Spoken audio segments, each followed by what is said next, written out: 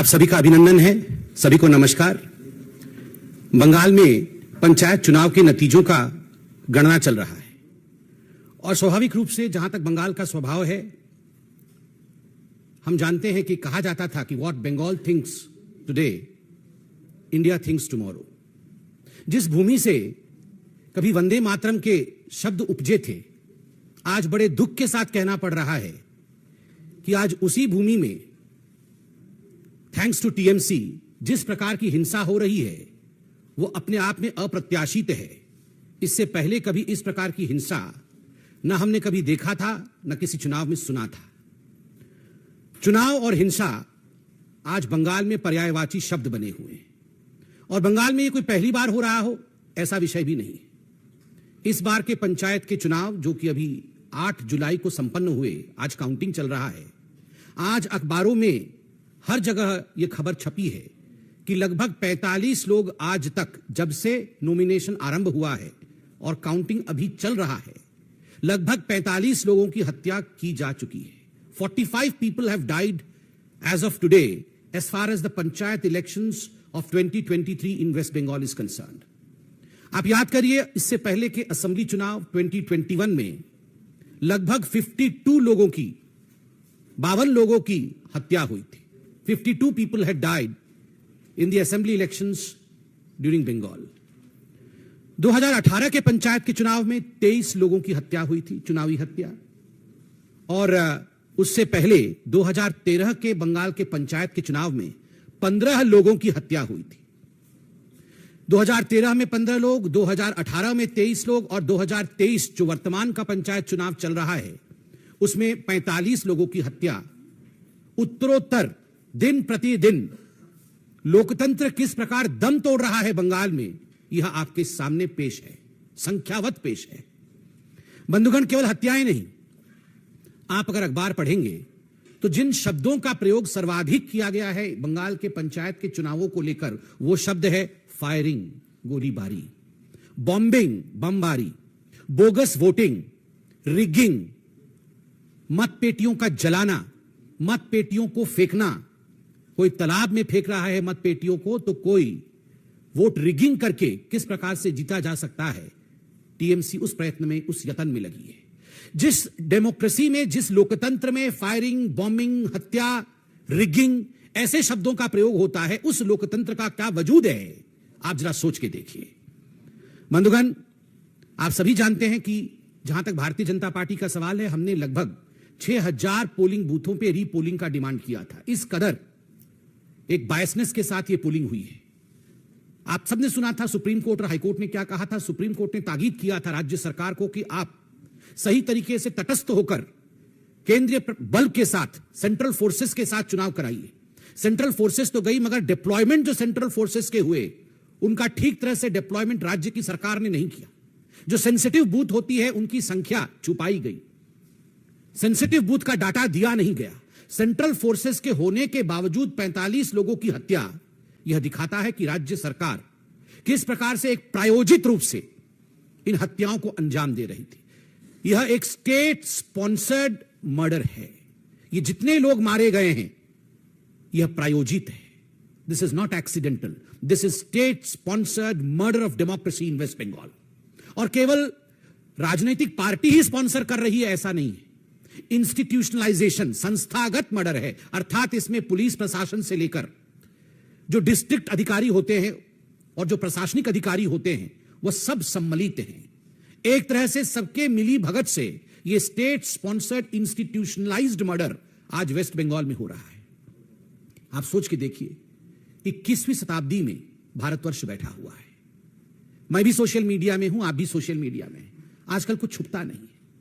जब हम social media और फेसबुक में देखते हैं एक के ऊपर एक लद करके डेड बॉडियों को ट्रक से या बस से उतारा जा रहा है और स्ट्रेचर्स में डाला जा रहा है, किसी के हाथ मुड़े हुए हैं, किसी के पांव मुड़े हुए हैं, और ये किसी एक्सीडेंट का सीन नहीं है, ये कोई दुर्घटना का दृश्य नहीं है, ये मर्डर है, ब्लेटेंट मर्डर। दिन दहाड़े हत्या की गई है केवल इसलिए क्योंकि आप टीएमसी को वोट नहीं कर रहे। और ये कोई केवल भारतीय जनता पार्टी के कार्यकर्ताओं का मर्डर नहीं है, इसमें कांग्रेसी भी हैं, इसमें कम्युनिस्ट पार्टी के लोग भी हैं, इसमें बाकी पार्टी के लोग भी हैं। ऐसे लोग भी हैं जिनका राजनीति से कोई लेना देना नहीं है, वो केवल वोटिंग करने जा रहे हैं। ऐसे लोगों की हत्या हुई है। जब इस प्रकार का दृश्य सोशल मीडिया और फेसबुक में हम देखते हैं तो मैं कई बार सोचता हूं कि अगर यही दृश्य कोई भाजपा शासित राज्य से आ रहा होता तो हाहाकार मच गया होता। ये सारे नेता, ये जो हाथ पकड़ पकड़ के कभी बेंगलुरु में खड़े होते हैं तो कभी किसी और राज्य में खड़े होते हैं, महागठबंधन का दृश्य दिखाते हैं। कहां है वे सारे नेता? कहां है लालू प्रसाद यादव? कहां है नीतीश जी? कहां है वो मोहब्बत की दुकान खोलने वाले राहुल गांधी? कहां है ये सारे महागठबंधन के नेता? एक के मुंह से एक शब्द नहीं निकला है, एक शब्द नहीं निकला है। राहुल जी कहां है आपका? आपकी मोहब्बत की दुकान का कोई जिक्र नहीं है। आप तो पूरे हिंदुस्तान में मोहब्बत की दुकान खोलना चाहते। मैं बताता हूं राहुल जी, आप आज मोहब्बत की दुकान के विषय में बात इसलिए नहीं कर रहे हैं क्योंकि आपके आकांक्षाओं का मेगा मॉल खुला हुआ है। The mega mall of your ambition. You want to become the ruler of this country by hook और बाय क्रुक। कैसे भी मैं सत्तासीन हो जाऊं, मैं सत्तारूढ़ हो जाऊं, और अगर हमारे लोग हत्या कर भी रहे हैं तो कोई बात नहीं है, वहां मोहब्बत की दुकान की आवश्यकता नहीं है। यह मोहब्बत की दुकान और मोहब्बत की दुकान की फरमान यह केवल उन्हीं जगह आवश्यक है जहां मोदी जी पे और भारतीय जनता पार्टी पे प्रहार किया जा सकता है। कोई बात नहीं अगर कांग्रेस का कार्यकर्ता भी टीएमसी के लोगों द्वारा उसकी हत्या कर दी जाए और कांग्रेस के नेता खुद बंगाल में कहे कि हमारे कार्यकर्ताओं की हत्या हुई है, उस पे भी राहुल गांधी और कांग्रेस के शीर्ष नेतृत्व की चुप्पी यह दर्शाता है कि इन लोगों का एम्बिशन कितना बड़ा है। यह लोग डेमोक्रेसी की हत्या होते हुए देख सकते हैं मगर अपने एम्बिशन की हत्या होते हुए, अपनी महत्वाकांक्षा को लुटते हुए नहीं देख सकते। मां, माटी और मानुष की बात करती थी ममता बनर्जी। मां आज बिलख रही है, रो रही है, माटी आज रक्तरंजित है, मानुष की आज हत्या हो चुकी है। और ममता जी माफ करिएगा अगर मैं कहूं कि निर्मम बंदोपाध्याय जी ये सब मूक दर्शक बन के देख रही है तो ये अतिशयोक्ति नहीं होगी। ये निर्ममता है, ये ममता नहीं है। ये डायमंड हार्बर मॉडल है।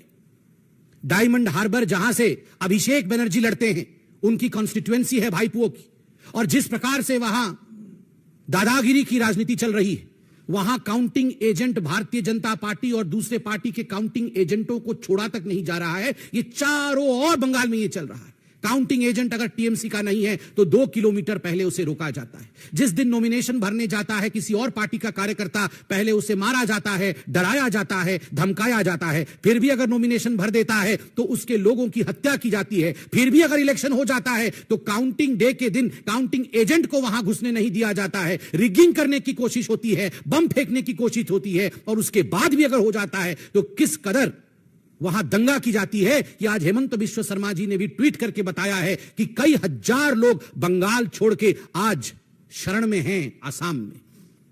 यह लोकतंत्र है, यह लोकतंत्र है ममता दी।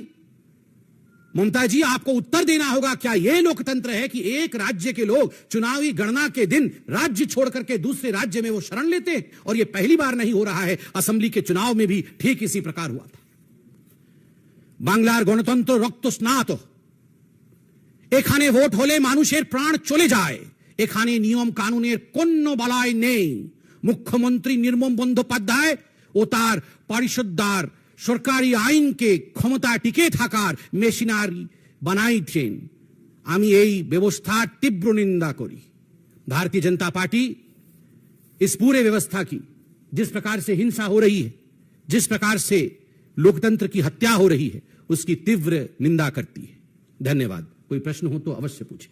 सर मेरा सवाल है कि विधानसभा चुनाव के पहले से लगातार वहां हिंसा जारी है। मेरे हिसाब से कभी हिंसा वहां थमी नहीं। संविधान इस देश में उसके अंदर कुछ व्यवस्था भी है, तो आखिर क्यों केंद्र सरकार किस बात का इंतजार कर रही है? आपने खुद आंकड़ा दिया कितने सैकड़ों लोग मारे जा चुके हैं। देखिए, जहां तक भारतीय जनता पार्टी का विषय है मैं उसका विषय रखता हूं। केंद्र सरकार के विषय में सरकार के प्रवक्ता अपने विषय को अवश्य रखेंगे। भारतीय जनता पार्टी ने एक कमेटी बनाई है, 4 दलीय कमेटी है, और यह कमेटी वहां पर हिंसा को पढ़ने, उसके विषय में जानने के लिए, उसके विषय को स्थापित करने के लिए गई है। केंद्र सरकार भी, हमने देखा है न्यूज के माध्यम से, गृह मंत्रालय ने रिपोर्ट भी मांगी है। तो स्वाभाविक रूप से इन सब विषयों का आंकलन करने के बाद जो भी उचित कदम होगा सरकार व पार्टी उठाएगी। कोर्ट में भी विषय गया हुआ है, इसके विषय में भी आप जानते हैं।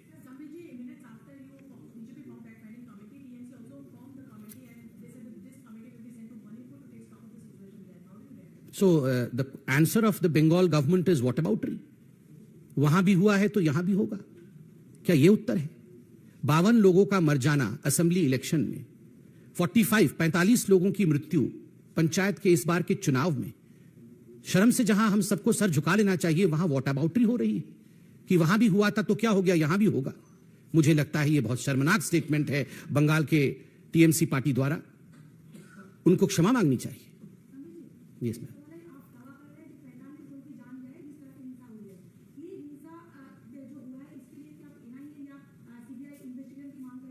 देखिए, मैं दावा नहीं कर रहा हूं कि 45 लोगों की हत्या हुई है। आज सारे अखबारों में 42+3 ये संख्या छपी है और मैं मीडिया पे संपूर्ण विश्वास करता हूं कि जिस दिन से चुनाव घोषित हुए हैं आज तक 45 लोगों की जान गई है। मीडिया ने बहुत ही जिम्मेदारी के साथ छापा होगा, आंकड़ों के साथ छापा होगा। और जहां तक एनआईए एवं सीबीआई की जांच का विषय है, स्वाभाविक रूप से इसमें कोई दो मत नहीं है कि हमारी होम मिनिस्ट्री हो और बाकी जो पार्टियां हैं, सभी ने अपने डिमांड्स को रखा है। तथ्य के आधार पर इस विषय पर पार्टियां भी और सरकार भी आगे बढ़ेगी।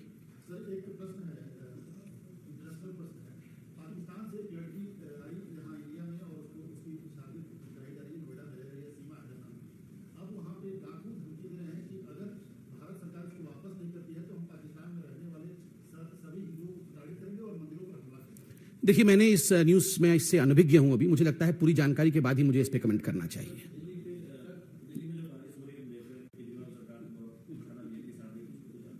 ये स्वाभाविक रूप से बारिश हो चाहे दिल्ली में कुछ भी हो, केजरीवाल सरकार और उनका एक रवैया रहता है कि दूसरों के कंधे के ऊपर जिम्मेदारी डाल देना और राजनीति करना। मुझे लगता है आज पूरे देश में जिस प्रकार से बारिश का प्रकोप है, हम टीवी के माध्यम से और बाकी माध्यमों से देख रहे हैं, संवेदनशील विषय है। लोगों के घर बह जाने, लोगों का जान चला जाना, ये राजनीति का विषय कदाचित नहीं है। सभी सरकारें, चाहे किसी भी पार्टी की हो, एकजुट होकर इस पर काम करना चाहिए। जिस प्रकार की ओछी राजनीति मैं देख रहा हूं, ट्विटर के माध्यम से भी कुछ लोग दोषारोपण करने का काम दिल्ली में बैठ के कर रहे हैं। मुझे लगता है कि जब चुनाव लड़ते हैं और कहते हैं कि जिम्मेदारी मेरी है, जब एडवर्टाइजमेंट पे करोड़ों खर्च करते हैं, तो जिम्मेदारी लेने पर भी तनिक सी जमीर खर्च करनी चाहिए। थोड़ा सा करोड़ों खर्च जब एडवर्टाइजमेंट में है, तो थोड़ा सा खर्च जमीर पे भी होना चाहिए।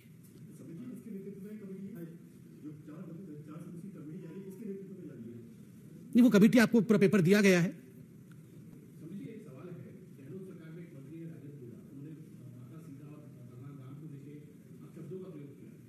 देखिए, बड़ा दुखद विषय है जिस प्रकार के शब्दों का प्रयोग राजेंद्र जी, जो कि मंत्री हैं गहलोत जी की सरकार में राजस्थान में, उन्होंने मां सीता के लिए और भगवान राम के लिए किया है। यह अपने आप में बहुत चिंताजनक विषय है। मैं तो उन शब्दों का दोबारा यहां प्रयोग नहीं कर सकता हूं। बहुत ही निंदनीय शब्द है। मगर यह कांग्रेस के लिए कोई नई बात नहीं। जिस पार्टी की अध्यक्षा, पूर्व अध्यक्षा आदरणीय सोनिया जी का मानना है कि भगवान राम का अस्तित्व ही नहीं है, भगवान राम काल्पनिक है, और इस पे उन्होंने सुप्रीम कोर्ट में एफिडेविट दिया, तो स्वाभाविक रूप से मां सीता के विषय में इस प्रकार की अभद्र टिप्पणी करना, तो वो उनके स्वभाव में, उन्होंने अपने स्वभावगत आचरण किया है, जो कि निंदनीय है। धन्यवाद।